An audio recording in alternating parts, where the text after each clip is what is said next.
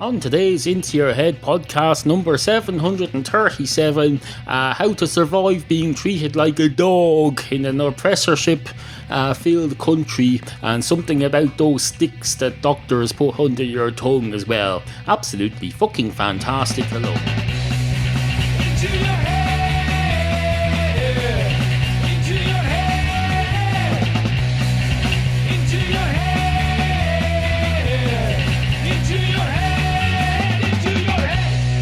Upon a time there was an elephant, well, you can say elephant and pretend, act as if you're completely unaware of the vowel sound that's in the middle there, that sounds like an A. Is it an A in real life? I think it is. Yes, it is an A. It's not an E. Now trying to get I'm just saying the word elephant and I find myself having to think about how it looks written down. Absolutely fucking ridiculous.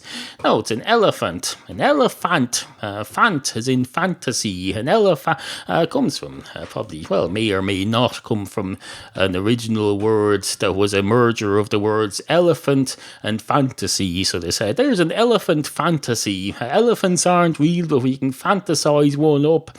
This was before people realized elephants were real. They said, oh, let's pretend they're elephants and that they're real. So it says an elephant fantasy. And they said, let's just merge the two words into elephantasy, and elephant for short. So that's how there became elephants. And then they realised there were elephants in the real world, just like people. Just like when you get to around 12 years of age, you come to realise there really are things called, dragons. There really are things called dragons in the world. They're just not quite what you picture them to be. Well, at some point someone realised there really are things called elephants, except they didn't. For some reason, kids know about them long before they reach adolescence. They know that elephants are real. They don't have a period where they go around, oh, imagine if elephants were real. Wouldn't that be cool? No, for some reason, they're straight away aware of elephants, possibly because they see them in zoos.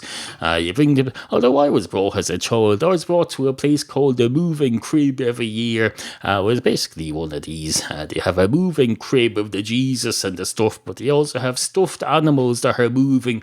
They have a stuffed dead dog it's an old dog that someone got stuffed because it saved someone from drowning once. And they said, bring your kids in to see this at Christmas. As the moving crib is the centerpiece of the exhibition. Plus, you also have a stuffed dead real dog, and show that to your kids, and then to show them what real life is like. Oh, they had all sorts of stuffed animals and things, and moving things, and things that were electrified that shouldn't be electrified. But they're trying to make them look like real life. Anyway, we realised as kids that there were elephants. Now, I can't remember if there were elephants in that exhibition, but we were certainly brought to zoos that had elephants in them. And nobody said, oh, that's not a real elephant, it's just an exhibition elephant. No, we were told that's a real elephant. It's either an African elephant or whatever that, Indian elephants. You had African elephants and Indian elephants. Our first awareness as children of race was that the elephant world, which apparently is made up of India and Africa. Two different lands that have different elephants. I said, oh, you can tell just by looking at the elephant where it's from. It's from either India or Africa. You can tell from its colour. But of course, you say that about real people nowadays. They say you're a racist. Although it's perfectly fine with the elephants.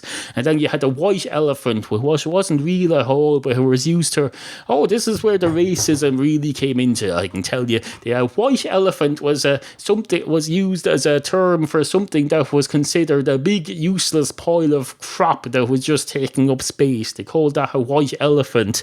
Anytime if the government built some big set of offices that were never used for anything, they'd be called on the news. They'd say, that building is a white elephant. The whites of the elephant world, it was okay to be racist against whites in those days. Although I suppose in a way they weren't being racist at all. They were just talking about elephants, and it's unreasonable of me to make this analogy. But it makes you think, doesn't it? You have to admit, it's made you think for the last 4 minutes and 18 seconds. And if you're going to tell me that there's something wrong with making you think about something, then you might as well go and live in cloud cuckoo land, up in cloud. That's another thing they used to say. They'd say, oh, that fella lives up in cloud cuckoo land. He's away with the fairies. They'd say that as well. They'd say, away with the fairies. And then they'd say, oh, he's up in cloud cuckoo. He lives at the other end of the Atlantic, in cloud cuckoo land, which is up in the sky. So it doesn't really matter what sea is there. Although it probably does, because whether there's a big ocean under it or a landmass would affect how the clouds work, because weather is affected by currents and things like that. But no, they'd say he's away in cloud cuckoo land, which I always assumed was up in the clouds somewhere.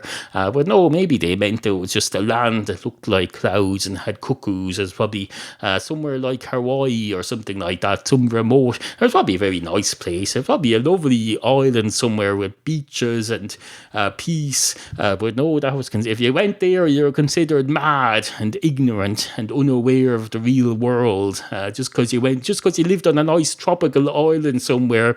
It's like cloud cuckoo land. Cuckoos are cool. I like cuckoos. Not that I've ever seen one. Isn't the cuckoo the thing that comes out of a clock and goes cuckoo, cuckoo?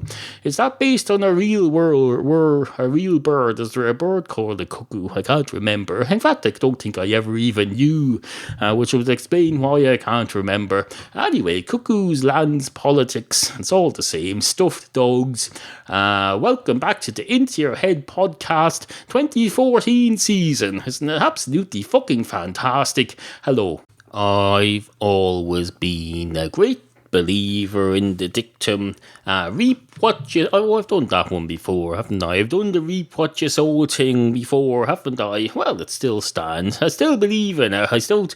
My beliefs don't change over a couple of months just because I'm restating them. No, you can restate your belief. If you say you believe something and then you never say it again, then it's reasonable for people to assume that you only believed that for 1 nanosecond in your life, which is unreasonable. No, for something to be a belief, you need to hold it for at least a period of, not a punctuation period now, although your life can be punctuated by periods of different states. You can have a period of belief in something, and then you can have other periods of non-belief in it. Does that mean anything? Probably doesn't. It's very early. It's far more early in the morning than I usually do this, and to be perfectly honest, I don't think I'm quite awake yet. I don't think this experiment of early morning recording is working out very well. But you have to do these things. You have to experiment, unless you're a kid listening to this who's thinking, oh, I think I'm going to experiment with illegal drugs, in which case disregard what I just said. You don't have to experiment. In fact, you have to not experiment, or else experiment, but don't say you got the idea from me. First, for one thing, your parents shouldn't be letting you listen to this. It's clearly tagged adult humor. It's flagged adult humor, and it's flagged explicit in iTunes. So if you're listening to this, you're disrespecting your parents. Either that, or your parents are failing to parent you properly. In which case, they should be put down. I don't mean put down like a dog, although they deserve that. They deserve to be treated like worse, as your man in North Korea said about his uncle. Your man in North Korea, he put down his uncle and said he was worse than a dog, because apparently he doesn't like dogs very much. Or maybe he does like dogs, and he was secretly paying him a compliment, saying he's only slightly worse than a dog. A dog is in fact very nice. Maybe he was saying that maybe his private side is a lot less evil than we give him credit for. Although you can give someone credit for being evil too. That's not to say you condone them being evil, but you can give them credit for being successful at being evil. Hitler, for example. Hitler set out to be evil, and he was very good at it. He was very successful. You could say Hitler did a very good job of following up on his evil ideas by pushing them into the real world. Now, don't get me wrong. I'm not praising Hitler. You're saying, oh, are you comparing Hitler to Mother Teresa? I am, but not favourably. So get her fucking grip. I'm not praising. This isn't the Hitler praise show. Don't worry. I'm not setting up a freaking swastika logo on this. For one thing, I don't know how to draw. I know how to draw, but I can't draw. I know how to write too, but I can't write. I know how to type, and I can type, and I know how to draw, but I can't draw. It's ironic of all this. You can learn all this stuff in school, but it doesn't mean you're going to be able to do it. I know how to put together a space shuttle in a record time. I know how to do the Rubik's Cube in one hand while putting together a space shuttle in the other and having it all done within 30 seconds. But it doesn't mean I'm able to do that. Oh no, just have the knowledge. I should probably pass it on to someone. I should probably give lessons in how to do that. The chances are at least 2% of my students will be able to do it in practice if I teach it properly. It's not about knowing stuff. It's about being able to process the knowledge and then pass it on to someone who's able to put it to good use.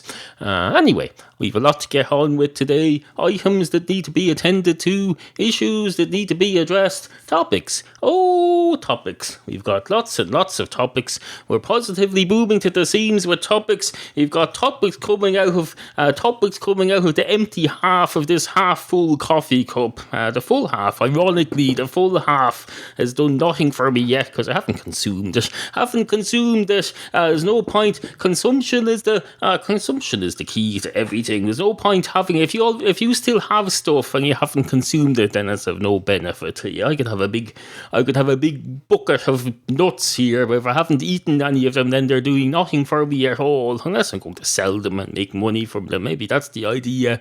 But in this case, it's not. For one thing, it's only 20 to 8 in the morning. Where the freaking hell are you going to sell a bucket of nuts in a remote small town at the arse end of County Kildare at 20 to 8 in the morning, for Christ's sake?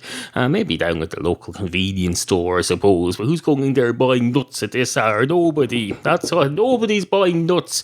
They're buying coffee and petrol, and that's about it. There's one or two people who are ahead of the game. They're probably buying stuff for their lunch. But that's not going to be much of a lunch, or maybe it is going to be much of a lunch because they have a fine deli counter in there. Although I don't know if they're making sandwiches yet at this hour, or maybe they are. Although they make breakfast rolls in there, don't they? All the builders go in there. They stop their vans and they pull up and they say, "Hello, can I have a breakfast roll with sausage and rasher and black pudding and egg and tomato ketchup or red sauce?" Or some people call ketchup red sauce over here. There's such a thing as being overly descriptive, you know. If I were to refer to mustard as snot-coloured sauce, you wouldn't accept that. No, you call ketchup red sauce. You might as well just call it blood then. Not that there's anything wrong with blood.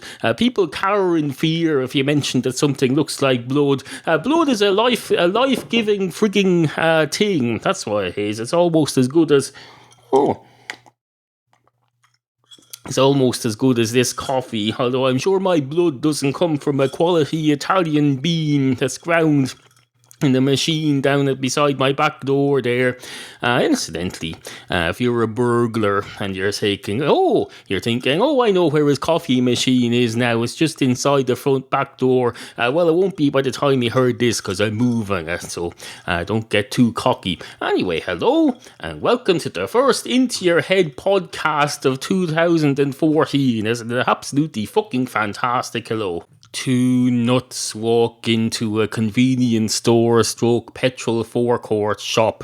One of the cats goes straight up to... Oh no, they weren't cats, they were nuts. One of the nuts goes straight up to the bar counter and says, "Hello, could I have a pint of your finest Guinness, please?"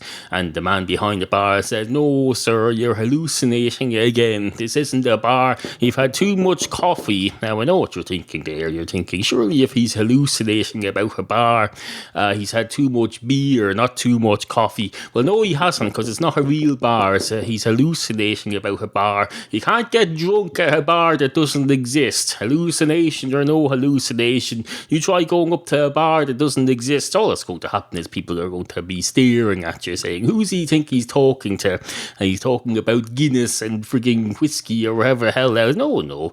For another thing, 20 to 8 in the morning, if you go up to a bar counter, you've broken in, because it's going to be closed. If you've managed to get to a bar counter at 20 to 8 in the morning, you've either illegally opened your own bar outside of the licensed opening hours, or else you've broken into someone's bar, or maybe you've broken into your own bar and opened it outside of the licensed hours, because someone is minding the key for you. Someone is taking the key off you because you were too drunk last night. They said, I'll mind that key for you.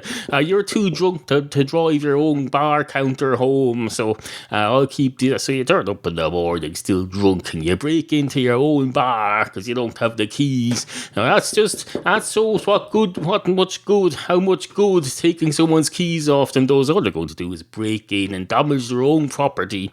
So I suppose you have to do something, though. You have to do something. You have to try to be responsible. You do what you can. What's that song? Do something, you've got the music in you. Do what you can, you've got the music in you. Break into your own bar, you've got the music in you. You've got the music. That's probably not of any relevance at all now that I think about it. It's a 1990s song from England. It said something, you've got the music in you. And it ends up with him going something, come around, we'll kick your arse in. Something, you've got the music in you.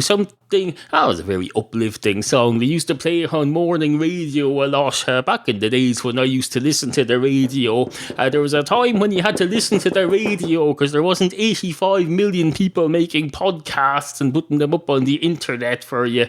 No, it was not. There was not, I can tell you. You go out your radio, you go out your wireless FM/AM radio, and if you're getting on the train, you said goodbye to your AM station the minute you get on the train because the engine used to interfere with it and the electrics and say, no, you're not listening to fucking BBC Radio 4 on this train, because for one thing, that's from another country. That's a foreign station from those foreigners who are no longer own this country. You're an independent country now. You're on your government-owned railway. You're not going to listen to foreign AM radio. You listen to our crap. And nothing else. You're on the train. You'd have to switch to AM, and then you go through a mile-long tunnel where I used to live. You used to go through a mile-long tunnel under a mountain on the east coast, and they tell you get nothing in there. You couldn't even get lights sometimes. They had old carriages with broken lights sometimes, and the whole thing would go pitch dark. You'd say, oh, I hope that's a tunnel. It's either a tunnel or an unexpected eclipse of the sun. Unexpected by us, anyway. These eclipses are usually expected by someone. The people who monitor the times of the eclipses usually know about them. But if you haven't been reading up your science pages of the newspapers that particular week, then it comes out as unexpected to you, and you'll say, oh, look, there's an unexpected eclipse, and some other smart arse will say, oh, that's not unexpected, I was expecting that. And you say, yeah, but you weren't expecting it to be unexpected now, were you? And they'll say, no, I have to admit, no, but I'm a frigging science major, and I have frigging debating logic, English language obsessive, so get a life. And you'll say, oh, I can't argue with that. And they'll say, well, you should be able to, you're in a debating society. And you say, yes, but it's 20 to 8 in the morning, his coffee is barely working at all, I'm not going to be able to put up much of a fight, even a literature based one at this hour of the morning. And they'll say, what the freaking hell's wrong with you? You should be well awake and alert. You've been up since half 5. You've been up since half 5 in the morning. And you'll say, yes, but I've only been drinking coffee since 6:30. And they'll say, yes, so that's podcasts an hour and 20 minutes ago. How many coffees have you had now? You've been loading up on double espressos, in fact quadruple espressos. You press the double espresso button twice, you get a quadruple espresso. Some people might think of that as 2 double espressos, but no, it's a double. You're just making it out of 2. You're merging 2 double espressos into 1 cup, so it's a quadruple espresso. And you'll say, don't talk to me about that 1 cup thing at this hour of the morning. I can only take so much. And they'll say, what you mean? And you'll say, I believe there's a video somewhere. I've never seen it, but something 1 cup, and it must be very vulgar and disgusting. And they'll say, oh, I heard about that, all right. I heard about that on Nobody Likes Onions many years ago. And you'll say, nothing wrong with onions. And they'll say, oh, that's original. I'll bet you no one ever says that to them. And you'll say, I'll bet lots of people say that to them. In fact, I've heard your man, the host, say it many times. He'll say, people are always asking me what's wrong with onions. And I'll say, shut your stupid fucking head. It's just the name of a show. And they'll say, or you'll say, whatever. And they'll say, whatever yourself. And you'll say, maybe I will. Maybe later when I've woken up a bit. And they'll say, there's no need to be vulgar. Anyway, the cat, where was I? Oh yes, nuts in the convenience store. One of the nuts goes straight up to the convenience store counter and says, can I have a pint of your finest milk, please? And they say, certainly, sir, but if instead of coming up here, if you turned right at the entrance instead of left and gone down to the fridge and taken out your milk and then come up here, you could have saved a bit of time. And you'll say, there's more to life than saving time. This isn't a freaking... the economy is at lower tilt at the moment. People aren't saving. We're trying to get them to spend. We need people to spend, not save. If you have time, spend your time. Don't save it. That's how we're going to get this time economy moving. That's what they'll say. They'll tell you all the time. They'll tell you you're supposed to save. But then they'll say, you'll hear them now, they'll say, oh, to get this economy kick-started, people have to be spending, not saving. So I assume it's the same with the spending and saving of time as it is with money. Why wouldn't it be? Time is money, as they say. Time magazine certainly is money. Or is it? Is it profitable anymore? I don't know. It certainly costs money. If you go into a frigging airport and you get Time magazine or any other frigging magazine, they charge you €85 for it. And then you get on the plane and they say, put away your magazines, put away your... and especially on the electronic magazines. Is that magazine on airplane mode, sir? And you say, of course it is. I bought it in an airport. I assume it is anyway, or you wouldn't be selling it in an airport shop for people getting on planes. And they say, no, you shouldn't even have bought that through security. You have to leave all your magazines at security if you want them for the plane. You have to buy it after security. Same as with water. You can't be bringing water through security. Water is one of the most unsecure things known to man. You can hide a submarine underwater. You can get a nuclear submarine and you just dip it under. Nobody's going to be looking under the water for submarines, so it's going to go undetected because no one sees it and they sneak them through. So that's a war. People like to be smart arse about this. They say, oh, how's a bomb going to be able to blow up a plane? Quite easily if there's a nuclear submarine hidden under the water. Did I say how's a bomb going to be able to blow up a plane? I said that incorrectly. What I meant is how is a bottle of water going to be able to blow up a plane? Well, the bottle of water on its own isn't going to do anything, but if enough people bring in a bottle of water each and they merge them, then they're going to be able to hide a nuclear submarine under that. And tell you, the last thing you want on a plane is a nuclear submarine. It's going to be presumably down in the baggage area. They'll leave their bottles half open, and they'll now I know what you're thinking there. You're thinking if the water is brought in through security, it's not going to be in the luggage section. Well, it is, because they'll have their water in their carry-on luggage, but they'll get on at the last minute when all the overhead lockers are full, and they'll be told, oh, you have to check this luggage in, sir. And say, that's perfectly fine. And all these people will check in their luggage and they'll have bottles of water in them, and they'll be not closed properly, and the water will leak all over the baggage section of the plane, and then the nuclear submarine will be able to hide under that. I know what you're thinking there. You're thinking, how the freaking hell are they going to get a nuclear submarine onto a plane? Well, I don't know. Maybe it's a water plane. Is that occur? What's those things that take off from water and land on water? Isn't there water planes? There's also non-water planes which you can land on an aircraft carrier, so maybe it's one of them. Maybe it's a commercial plane that lands on an aircraft carrier. I'm sure Ryanair does them now, save on cost, because they're always complaining about airport fees. I'm sure that any minute now Ryanair, the low-cost airline, will start landing commercial aircraft on aircraft carriers. You put your aircraft carrier somewhere in the Irish Sea between Ireland and England, and anyone who wants to go anywhere between Ireland and England will have to go and get a boat out to the aircraft carrier, and you get on the plane, and then they'll fly you to wherever you're going. Absolutely fucking fantastic. And sometimes you'll sit to save money if you get on in Ireland and you get a boat over to the aircraft carrier, and they'll say, oh, you're only going to Manchester on the east coast of England, just get that other feeder boat over to Manchester and you won't have to get on the plane at all. So that's how the world works this morning. On with the show. Into your head. Do you need glasses or shoes or anything like that? Well, if you do, you should click on my various glasses or shoes or anything like that affiliates. If you go to intoyourhead.com, go down the left side of the page or the screen or however you call it when it's on your computer, the left side of the website anyway, you'll find links to all my affiliates, not just Amazon. Although I say not just Amazon, there is Amazon there, and I don't say just mildly. Well, I do say it mildly, that's the point. I say just Amazon, but Amazon is freaking huge. You can shop through Amazon and support the show at no cost to you.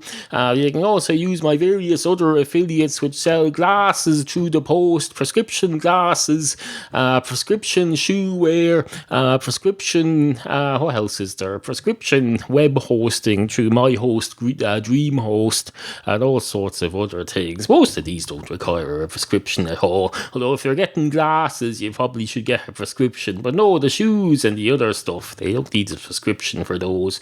Suffice to say, I have various shopping affiliates at intoyourhead.com, and if you shop through them you get the show earns a commission, and it doesn't cost you anything except the money you're giving in return for the goods that you're getting, which I think is reasonable. It's reasonable in a capitalistic world.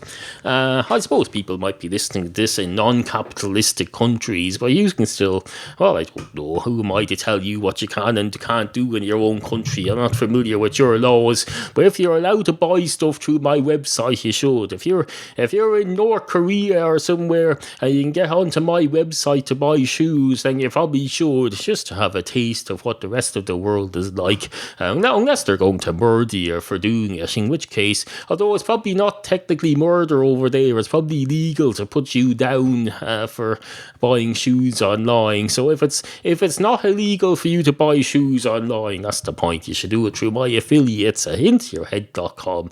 Absolutely fucking fantastic. Hello. Now, I know what you're thinking there. You're thinking, is it still early in the morning as he does this? It is indeed. It's obviously less early in the morning than it was when I started, because some time elapsed while I was doing this. Time doesn't stop just because I'm recording a podcast, you know. No, time continues on in the background like a screensaver, or more like a wallpaper than a screenpaper. The screen saver, a moving wallpaper. Although they say moving wallpaper, the wallpaper doesn't leave your screen. It stays exactly in the same spot. It's just that some elements on the wallpaper move around.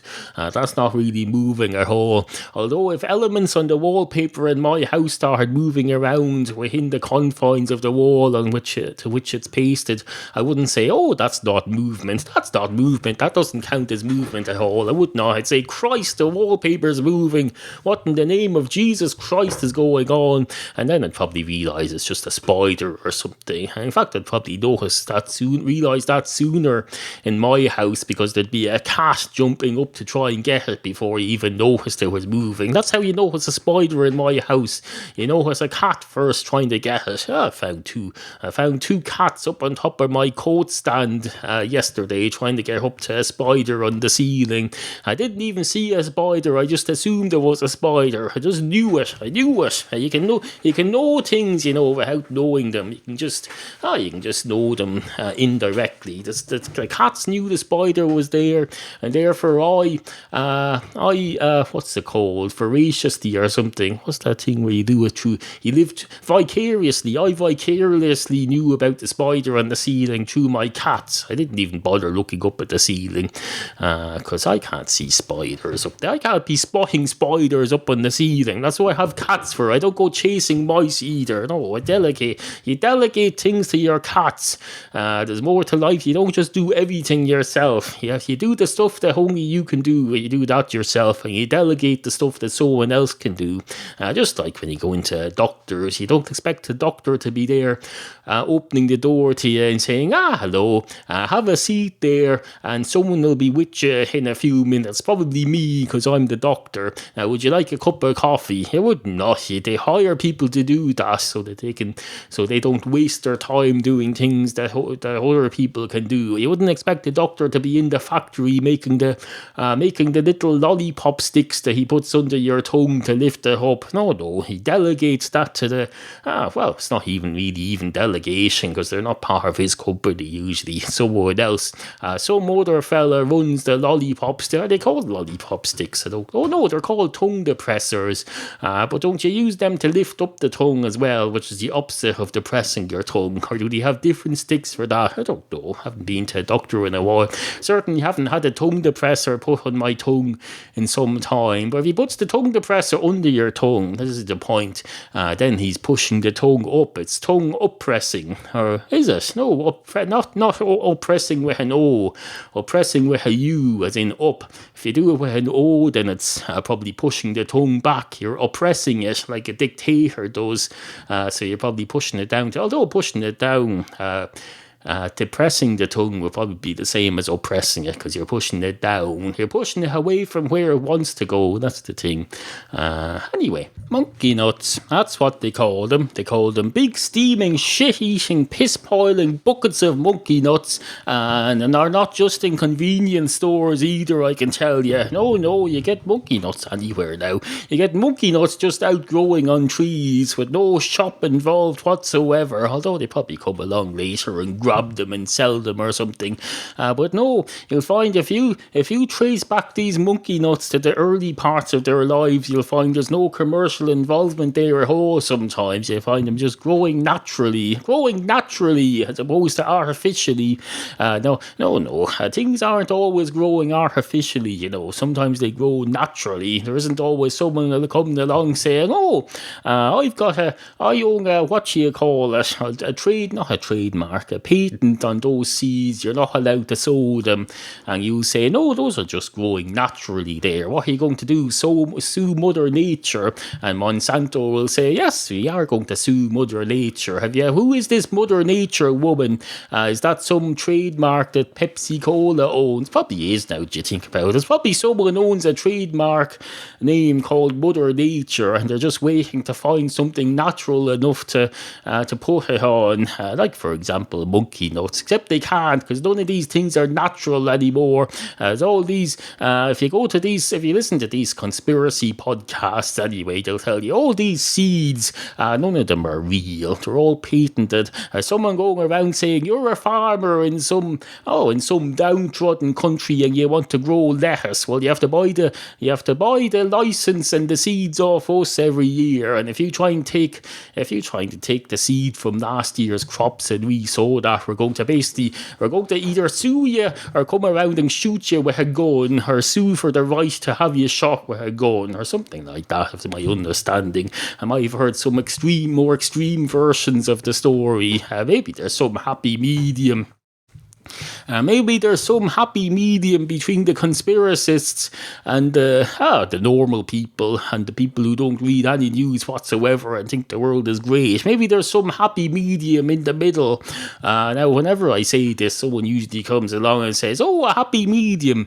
That's a person who can communicate with the dead and is therefore happy, or is happy, and happy as a result of something else in their lives. I don't know. They mightn't necessarily be happy as a result of being able to communicate with the dead. Maybe they're able to communicate with the dead because they're happy. Which came first, the chicken or the egg? That's the thing. Well, I'll tell you which came first. The egg came first. It was laid by a creature that was one evolutionary step away from becoming a chicken, and then it laid the egg, and then the egg was the first. The first ever chicken came out of the egg. It came out of the egg, it burst through, like in one of them cartoons they used to have with they always have Warner Brothers cartoons where they'd show little cute little yellow birds or ducklings breaking out of an egg and going, oh, the first thing they'd see, they'd go, mama, mama, and there'd be a rabbit or something, or an Elmer Fudd, and they'd think the Elmer Fudd or the rabbit was their mother, and they'd go, mama, mama, mama, and then the character would look terrified. Oh Christ, there's a creature breaking out of an egg that wants me to look after them. Isn't it absolutely horrific? And this is considered the childhood cartoon version of a nightmare. I'm surprised adults let their children watch that stuff at home. But no, eventually those children who watch those cartoons grow up, and then they realise what a real nightmare is. A real nightmare isn't something happening on a cartoon. It isn't even something happening in a grown-up horror movie. No, a real nightmare is real life. That's where you get your real nightmares, and not while you're asleep either. You get them while you're wide awake with your eyes pinned open as if held up by matchsticks, except they're not. They're pinned open naturally because you can't close them. That's how terrifying life is. Life is terrifying. If you're a child listening to this, well, you shouldn't be listening to this for one thing, but if you are listening to this, I assume it's because your parents let you and they want you to know straight from me, from the horse's mouth, that real life is terrifying. I'm looking out my window right now. Everything I see is terrifying. Well, that's not completely true, but if I were to look over far enough, if I could see beyond the horizon, if the world was more flat, which it isn't, I'd be able to probably see, a lion eating an elephant over in Africa somewhere. I'd be able to see that, although I'd probably need binoculars. But still, you get the general idea. The world is terrifying, and there's nothing we can do about it, so you might as well just relax and take a chill pill and listen to a podcast. Absolutely fucking fantastic.